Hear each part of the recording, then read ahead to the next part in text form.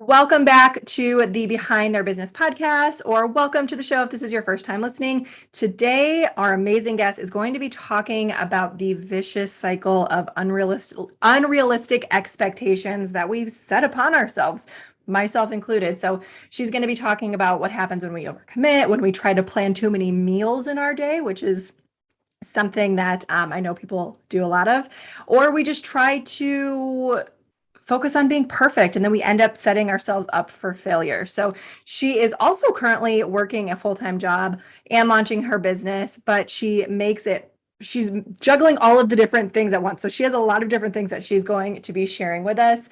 And in her business, our guest is a cooking coach and kitchen mentor, which I didn't even know existed. So I'm really excited to hear about this. And she helps to transform the mindset of her clients from seeing cooking and mealtime as stressful into an opportunity to create memories and foster connections, which I just love that so much. So please welcome Tricia Clark. Thank you. I'm excited to be here. I am so glad that you are here. So let's just dive right in. Let's first start with your journey. So tell everybody where you got started and what made you decide to be a cooking coach and a kitchen mentor. I've never heard of this before, so I'm really excited to hear this story. Yeah, so I worked in corporate America my entire career and, had kids and was juggling all the things with a full-time job and trying to get dinner on the table and, all the busy stuff that we do. And then I discovered a love for cooking along the way, but had to figure out how to squeeze it all in and it not be this big, ugly monster that, I'd come home and be throwing things around and trying to get one kid to stop crying and one kid to do his homework and, all the things. And then eventually started just entertaining and having people over for dinner. And along the way, just really fell in love with cooking and the connections that I would make at parties and around the table. And it really shifted my perspective about what mealtime could be versus what it had been. And then my mother sold Pampered Chef for many, many years. And so as I got older and we started cooking together some, and then I lost her 6 years ago. And every time, I'm so sorry. I'm so sorry. I was really missing her about a year later and was wanting a way to connect with her. And I thought, well, Pampered Chef might be the way to do it. And so I started selling Pampered Chef, and I had been doing that for about 4 years, but I'd meet so many amazing people, and I could help them once with a new tool or a meal and try to make their lives easier. But I met so many people that dread cooking, hate cooking, all of those things. And I just felt like that one touch point, right? I'm raising my hand right now because I am that person. That one touch point wasn't enough to make as much of an impact as I wanted to make. But it was that and that connection with my mom that made me really think, okay, there's got to be a different way. And no matter what I hear, there's 4 reasons people hate to cook. But no matter what I hear, it still comes down to, in my opinion, mindset and boundaries, or this fear of failure and this expectation to be perfect. And so as of September of last year, I didn't even know what an offer was or what I wanted my offer to be. And I started really leaning into human design and really paying attention to my energy and the way I do things, and really kind of at the age of 52, learning who I really am and what my gifts are, and thought, oh, I think I know what I want to do with this. That is and so I've had some help along the way to form that. But that's kind of a long story, but that's my journey. Is it's just evolved over time as I've figured out what works for me, and seeing that can help other people as I mentor my friends, or I'm doing a Pampered Chef show, or whatever the case may be. There's a way to make it simpler and more enjoyable so that you're not dreading it. And that time, then I actually get to find out what happened in my kids' day, and really taking advantage of that time and shifting that perspective has been a huge game changer. And it hasn't always been that way. My son is 18, my daughter's 22, but in the last few years, just really, really focusing on making that connection and that time and getting him in the kitchen with me. I love all of this, and I'm jealous because I'm the person who hates cooking, and I mean, for me, this could be good market research for you. I don't know. But for me, I don't have the patience for cooking. I don't have the patience to put all the things together and then watch it cook and then eat it, and then it's gone in like 10 minutes. And then I have to You're go clean clearly up the not big mess cooking the that I made. right things. And so that's what I try to show people is that it doesn't have to be this big thing, and it can be much simpler than what we make it out to be in our heads in this long drawn out process with 50 dishes. And granted, I have every kitchen gadget in the world because I love them all, and I'm a foodie and a kitchen junkie, but you can do some really simple things in 15 to 30 minutes with minimal dishes. Like it really isn't what we've built it up to be. But so many of us have watched unrealistic expectations, whether it's, I have a client whose mother is I mean, basically a chef. Like everything she does is gourmet with 500 kitchen tools and a sous vide machine. And so watching her, that she just grew up thinking that's how you cook, that's what it's supposed to be like, and there's just no way I could ever do that. Yeah, that's interesting. I'm the exact opposite. My mom never cooked. We would Okay. always eat out. So I feel like that's kind of where I got it from, or eat out, or I mean, she would make like a casserole here and Yeah, there, but she was working and she got home at like 7 at night and she didn't want to cook then. Like she'd been working since 7 in the morning. So that's funny. yeah. So my mom always cooked, but growing up, like I don't think I ate my first green vegetable until I was in my 20s. Like I was such a picky eater. And so if it didn't come out of a box, a Chef Boyardee can, a kids cuisine, or a mac and cheese, I wasn't touching it at Oh, all. that's interesting. So do you have different strategies that you help parents with picky eaters? Like, As much as I can, yes. I mean, every family's different, every kid is different, but I do try to work through strategies of really mixing up, like, even if you're tired of cooking the same five things, how can we mix them up to add more nutrients to them, add different ingredients, and kind of baby step them into something else. So it transforms, but it's not just this, light switch of no, you're not going to eat that anymore. That's not realistic either. I've never been a fan of the clean your plate club, or you have to sit here until your food's gone. Like we've always had a 2-bite, you can call it a no thank you helping, or a 3-bite rule. Like I'll put whatever on your plate. You take 3 bites, and if you still don't like it, then eat everything else that's on your plate. Or, I just try to incorporate new foods, and I try to help families with picky eaters. Sometimes it's successful, sometimes it's not. Some of us are stubborn. yeah, definitely. I get that. Luckily, my son's only 2.5. He's almost 3. So we've been okay so far. He's actually not as Good. picky as I thought he would be. He loves fruits and vegetables. So I was like, that Awesome. makes things very easy for us. I've But also found with my kids that they go through cycles where they're willing to try everything and they love everything. And then 2 months later, they're like, no, I don't like that. And I'm like, but you did. And so we would go through these phases of, yes, I'll try anything and I'm going to love everything you put in front of me, to I don't want to eat any of that. And it's hard to say whether it's a change in their taste or whether it's a change in attitude. But I have seen these cycles where it changes, and sometimes they're pickier than others for whatever reason, and you just roll with it and adapt. yeah, I have noticed that with my niece and nephew. They're a little bit older. They're 8. I can't remember ages, 8 and 5 or something like that. And they go through those waves that Yeah. you were talking about. So yeah, I'm definitely familiar with that. Let's talk a little bit about what life is like for you, because I know you're still in your 9 to 5, you're starting Mhm. this business, and then you're also doing Pampered Chef, it sounds like, too. So that's kind of Yes. like 2 separate businesses. Yeah. So Yeah. can And you I want to open a bed and breakfast. So I've been oh researching my all of that gosh. too. Like I don't know how to sit still for one thing. That's a whole nother work in progress scenario. But But it sounds like all of these things that you want to do, they all merge really they do. beautifully together. They So do. it sounds like it will work fantastic for you. But can you just kind of explain? I know that there's no such thing as a typical day, but if you could just kind of share what like a typical week. Let's Yeah. break it down a little bit. What that kind of looks like for you. I know you said your kids are a little bit older, so I don't know if they're still at Yeah. I home with you or mean, whatnot. so my son is still home with me into his senior year in high school, so it's busy, and he's involved in jazz and he's involved in orchestra, and so there's still their interest in the busy just changes as they get older, right? So there's still a lot going on with him, but I would say one of my biggest struggles has really been setting those office hours and creating a business around my life versus creating a life around my business.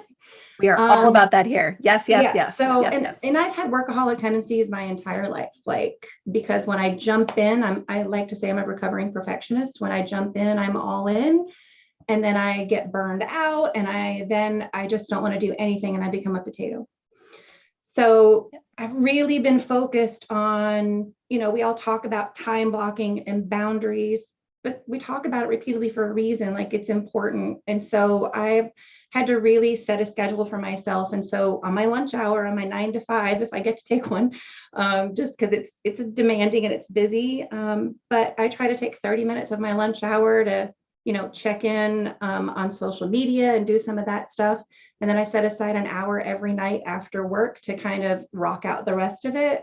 And then for me, because my business is cooking, I'm recording content all the time because I'm cooking all the time. So I take pictures of everything I cook. I record videos of a lot of different nights that I'm cooking. And so I found a way to incorporate that into my daily schedule so that it's not this big, oh my gosh, I've got to sit down and come up with content for an entire month or for an entire week. Because that's how I felt for a while. And so really figuring out how to incorporate just what I do every day into that has helped a ton. And then I have time on Saturday and Sunday. Like, I don't take a full day off. I tried to do that, and it doesn't work for me. But I'm lazy Saturday morning in bed with coffee and maybe breakfast, hanging out with the dogs and my husband. I've got and I'll bring out my laptop around 9 or 10 in the morning. And my time block is from 9 to 1 on Saturday and Sunday. And then from 1 on is family time or friend time. That's when I do everything else. And I've struggled with consistency because I keep building that back up, that I have to do all of these things. And I really don't. The more I step back and try to just do 3 things, I notice more traction. I notice more engagement when I'm not trying so hard. And that's been such a difficult lesson for me to learn.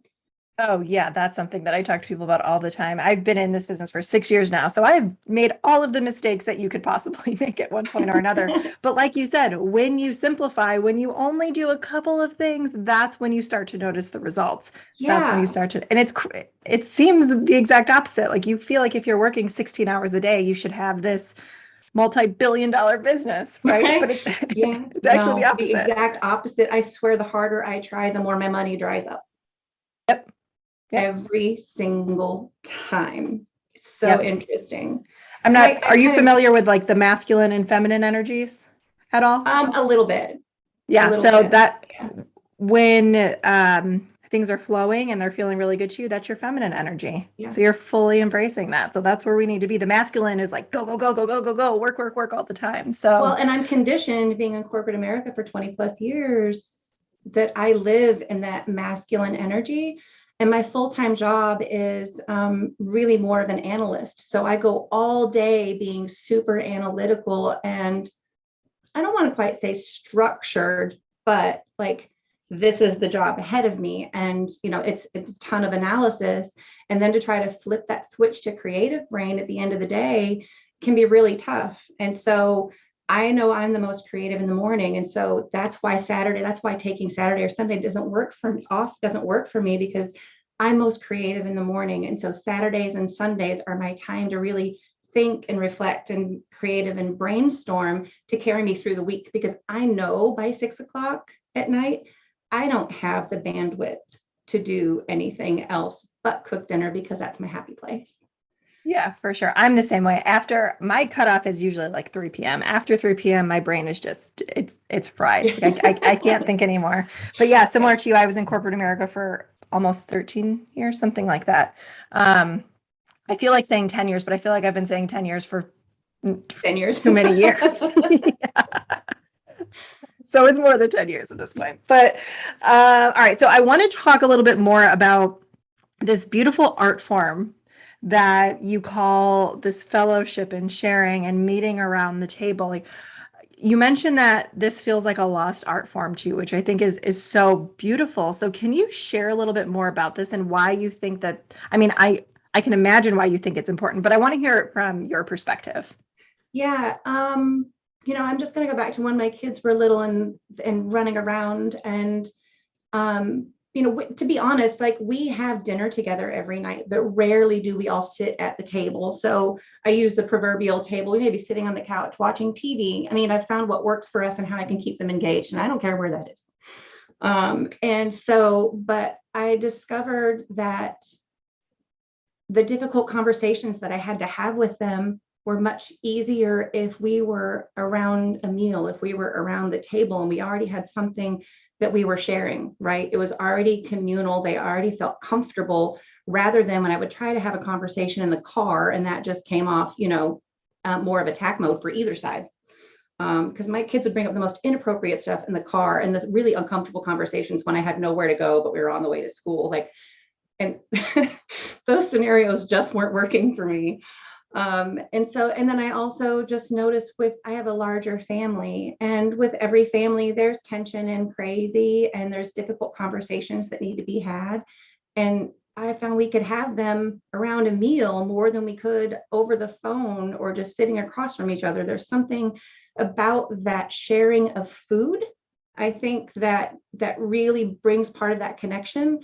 But I also really feel like there's a quote out there, and I don't know who it's from, but called "Cooking is Love Made Visible." And so for me, it is the ultimate act of service, because if I serve you a meal, I've put all of my heart into that. And I just know you can feel it when we sit down. And that changes the dynamic of everything that happens at that meal. That is so beautiful. Oh my goodness. I love that. And my family we do not eat together either. We do not eat together either. Does that make sense? Yes. It sounded weird when it was coming out, but no, we're the type who, well, we have a 2.5-year-old and he won't eat with us. He needs to eat depending on when he wakes up. Yeah. He has a weird eating schedule. His schedule, but then, yeah, it's totally different. So if we sit down at a table, he's usually wanting to throw things off the table and get down. But I'm usually sitting on the couch watching TV while I'm eating, which I know is an absolute no. I shouldn't be doing that. My husband's usually at our counter in our kitchen. Who said that's eating. A bad thing, but well, I know I overeat when I do it, yeah. So that's probably why. Okay. Yeah, that's the issue. But I think it's so great to, like you said, build that connection just around because you're right. When you have to have a difficult conversation with somebody, doing it around the table, it feels so much more intimate than you said, in a car ride, just kind of staring over at another person where you could actually talk to them face to face and you're eating, which everybody loves to do. Right. Yeah. So it kind of eases the tension a bit. But I want to know, for people like me who are already like I said, my brain is done by 3 p.m. The last thing that I want to do is cook a meal, because I don't even really enjoy doing it to begin with. And like I said, I have a 2.5-year-old running around that I have to take care of. What are some of your favorite tips that you can share for somebody who is in my situation? And I guess I'm kind of asking because I want to know the answer to that too. Start small and keep it simple. Don't try to plan 7, if you don't like to cook, don't try to plan 7 meals to cook for over the night of the week. It's not realistic for you. Right. It's not realistic for anybody. I don't cook 7 nights a week. We have one night, it's called Fend for Yourself. And we have one night a week that we eat out. And then I cook 3 or 4 nights a week. So okay. Give yourself some grace on what the expectation is and where that expectation came from. But I would say start small. Maybe it's 1 meal together a week, right? And then that doesn't have to be a gourmet meal. It doesn't have to be anything all planned out. Stick with one pot meals, sheet pan meals with minimal ingredients, and just keep them really basic, because it's not really about cooking the best food. One of my favorite things to cook, and it'll get my son out of his room and in the kitchen with me every single time, is grilled cheese. And we just mix it up. So I get him in there, and instead of grilled cheese, we might add bacon and apple to it. And all of a sudden it's a new dish and a new food, and there's excitement around it again. But it took 5 more minutes, right? So those are my biggest tips, is keep it simple. And then my third one is get your kids involved in the kitchen. Doesn't have to be every time. And I know it can be excruciating until you get used to it. but it's so worth it. It's so worth it. And you can get your kids in the kitchen as young as 3 with different simple tasks. And I have some ideas on what those tasks are, by age. And I have several recipes that are, less than 30 minutes, 5 to 6 ingredients. There's a lot of ways you can do it, but I hear from a lot of people that meal planning, like even knowing what to cook or where to start, is the holdup.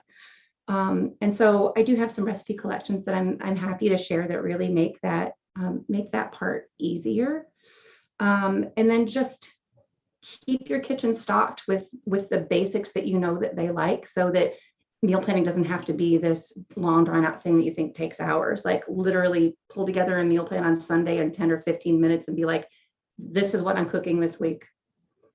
Doesn't have to be, I'm going to eat this on Monday and eat this on Wednesday. It can be, I'm going to cook these 2 meals this week. I'm going to make sure I have those ingredients on hand, and the nights that work for me, that's when I cook. That's my idea of meal planning. That's really helpful. Yeah. So I used to do all the meal planning by myself. My husband wouldn't get involved, but I have now forced him to help me with this because I told him, like, my brain just gets too overwhelmed, like you said, trying to plan out all of the meals for the week. So I told him, I'm like, you plan out half the week, I'll plan out the other half of the week or something. We just pick ideas. And now we just basically eat the same, like 5 to 10 things anyway. We just kind of rotate through them. And we also have our at least one night out where we always get Chipotle. That's our one night out that we always have to do. Oh yeah, pizza is always great. We order pizza once a week, or make it at home, because that is a super fun one to get your kids involved, is to make pizza at home. Because we have done that before. It's so much fun. Yeah, we have done that before, and we let our son put the sauce and the cheese on there, and he loved it. So need to do more of that. But there was one thing that you said, and I was like, whoa, that caught me for a second, where you said, where did the expectation come from? So the expectation that you feel like you need to cook every night. And that I was trying to think about it, and I don't know. I don't have an answer. It's kind of like, who said sitting on the couch eating dinner in front of the TV was overeating is a bad thing, right? I don't even like the words bad thing. Overeating is something we should try to, everything in moderation. That's my rule. But if sitting on the couch and eating dinner and watching TV means that my kids will come watch a show with me, fine. We'll sit in front of the TV and we'll eat dinner. I'm totally okay with that. So I think it really comes down to finding what works for you and your family and what creates that connection. We're a huge TV and movie family, so that works for us. That is, like, we quote movies all the time, so that is a connection for us, right? So what I really try to do is work with every person to find out what works for you. What's your family secret sauce? That's the thing. Not what, and don't get me wrong, I follow all the food bloggers. I think people that provide meal plans are amazing. None of that works for me, because if I buy a meal plan, I'm not going to cook all those meals every week.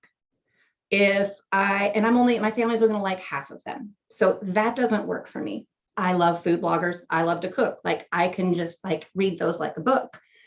But for somebody who's overwhelmed by cooking and doesn't like to cook, that's a lot to get through before you get to the recipe. And you're still like, okay, I got here and I don't know what half these words mean, and I don't know what to do with this, right? Mm-hmm. So I come back to, it's really finding out about your life, your family, and finding out what secret sauce works for you. Is that 3 times a week? Is that 1 time a week? Is it, these are the recipes I keep on rotation, and to keep it interesting, I'll switch out 1 ingredient every now and then? Could be. Yeah, I love your little your trick with your grilled cheese, just adding bacon in there, and it's new dish. Yeah, new dish. Brilliant. You're like, what is that? It's bacon. I mean, What isn't better with bacon? True. Bacon, and you add bacon and cheese to anything, and it's automatically a million times better. Now you throw in a sliced apple, and then what I really love to do, and here's my thing. My thing is simple food that looks and tastes fancy, to be honest. Ooh. That's my jam. That's how I like to twist it up. So, but take pecans and just, whether chop them, food process them with a little bit of salt, a little bit of cayenne, and you spread that on the inside of that grilled cheese, you've just taken it to a whole new level. Wait, take what? Pecans. Oh, pecan. I grind up pecans, salt, and cayenne pepper, just a little, because I don't like a lot of spice. I'm a wimp. And spread that like you would a mayo inside the grilled cheese. and you've just taken it to a whole new level. So again, it's just simple tweaks to foods they already love that can help you expand their palate. And that's really where you start expanding your culinary creativity, because I might tell you pecans and you might be like, I don't like pecans. Okay, do almonds. Oh, great. So interesting. I've never thought of cooking this way before. I've always dreaded it. Right. But that's what, and then all of a sudden you've got a new flavor that you tried and everybody's talking about it at the table. It creates more conversation and more fellowship because people want to know, your family wants to know what you put in here that's different. Now you have a whole new conversation that is centered around something positive and fun. Mm-hmm. Now, I can't remember if you mentioned this or not, but I know that this is what you help people do now, but have you been doing this with your family like, since your kids were born, or is this something that in the past couple of years you've kind of made the transition to focus on more? It's really morphed throughout the years. I didn't get my kids started in the kitchen early enough, but I have to say that my experience growing up, so in terms of, let's say, the picky eater that I was versus what I wanted my kids to be, I knew that I wanted them to have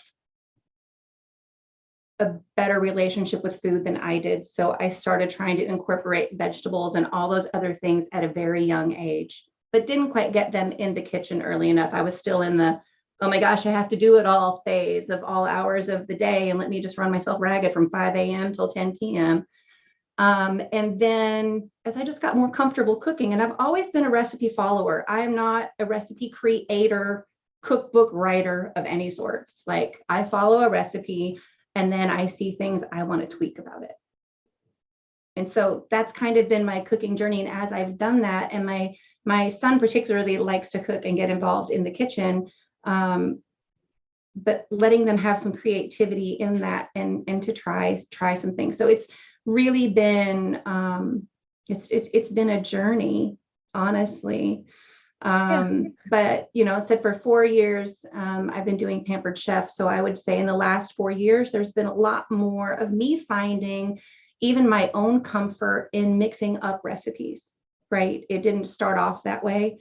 And so I really found that I had a knack for, let's switch out apples for pears, or let's add some bacon to that grilled cheese. When I would say 10 years ago, I would have been scouring for the right recipe and I would execute it exactly as it was laid out, right?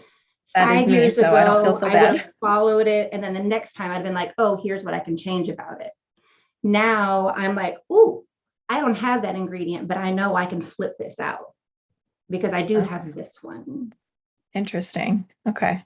I feel like there's hope for me, maybe. There's always hope. But again, I want you to think about, maybe there's hope for me. And I'm going to come back to, that's mindset. Oh, absolutely. It absolutely right? is. I don't know if I and just so want to as entrepreneurs, we talk about shifting mindset and setting boundaries, but we still find ourselves having to deal with that same demon over and over again, right? Just in different facets of our life. Absolutely. And this is one of them people have a tendency to forget about because it's almost become an afterthought. If we talk about the lost art, that mealtime's become kind of an afterthought, right? Mm-hmm. It's something we have to do versus if you can take the stress out of actually doing the cooking, when you sit down to have that meal, you're in a different mindset than you were, right? So there's just so much around that. There's hope for everyone. Anyone can do it. For sure. I'm all about having a meal with anybody who cooks for me. I will have a meal with anybody who wants to. You know what? And maybe that's your secret sauce. Like I had somebody I was talking to say, no, like it's really on my vision board to hire a chef. And I'm like, good for you. Do that. Me too. 100% me too. If that's what works for you, do that. Like it is possible for everyone, but I recognize that not everyone is going to fall in love with cooking like I have. Not everyone is ever going to really enjoy cooking to the extent that I do, but maybe they can approach it with less dread so that experience with their family. So they create, my son's getting ready to leave for college and I want him to move out of the house knowing that he always has a place to come back to and that he always has somebody he can talk to. And to me, mealtime is just such a strong part of that. Mm-hmm, absolutely. So do you do any like family set family meal days? Like I know a lot of people do like family dinners on Sunday or something like that. Or is it No. just kind of all over the place right now? No, I do a planning. So part of my weekly, or you said week in the life or day in the life, is I have a planning meeting with myself every Sunday. And that's when I do my meal plan and plan out, everything for the week. And so that's when I decide, like, okay, here are the nights it looks like I can cook, and here's a night when it looks like everybody might be home. So this is the night. Yeah. I don't even sit down. I found that saying this is family night didn't work. What I do find is, oh, Logan's really going to like this particular meal that I'm making. So I'm going to let him know what the menu is. And so it's kind of, reverse psychology, right? Because now all of a sudden he's like, oh, I'm not working on Wednesday. I'm like, okay, so we'll do your grilled cheese on Wednesday then. Okay, sounds great, right? So it's kind of working around everybody's schedules in a way. Yeah. And sort of backing into, oh, you do want to have dinner with me. Mm-hmm. Yeah. This has been so great. I know it's been absolutely helpful for me because I'm so as glad. you know, and I know I could sit here and talk about this all day long. For sure. Yeah. And there's a lot of other people who are in the exact same scenario with me. A lot of people who listen to this, they have young kids too, and who just think it's impossible to do anything other than like make boxed macaroni and cheese, which maybe sometimes you do that one night and it's fine. I mean, ramen still lives in my house. Not gonna lie. Yeah. We actually, now that you mention that, we found this delicious recipe for I don't want to say like an Asian ramen. I don't know, but it has like soy sauce in there. Oh, it takes ramen to the next level. It's delicious. Nice. It's delicious. Do you know what's even more fun? On Amazon, they have these ramen bowls like you get served at the restaurant, and they have the holes for the chopsticks through them. And I don't know, there's something about serving ramen in that bowl that makes it feel extra special. So I bought the bowls, and I still use packaged ramen, but there's just something fun. And then add your egg or whatever it is you want to add to your fancy ramen, and stick your chopsticks in there. And all of a sudden mealtime feels like something different. Oh, that's a good idea too. Yeah, just kind of changing the atmosphere or the utensils that you're using. So smart. So smart. Well, I love that. So thank you again for being here. Thank you for sharing your genius with us and just sharing your story too. So where is the best place for everybody to connect with you if they want to learn more or get those meal ideas that you mentioned? Yeah, I'm going to say Instagram, and I'm easy. It's Tricia's Bites of Life on Instagram. Yeah. Perfect. So find me there, follow me, send me a message. If you want these, I've got a collection of like 5 super easy recipes for weeknight cooking that I'm, totally happy to share, because I don't know, if I can just get you to have one more meal with your family and spark a conversation, I win, you win, we all win. Yes, absolutely. I completely agree. So thank you again. And we're going to put the link to that in the show notes too, so people can easily find it. So thank you again for being here. Thank you.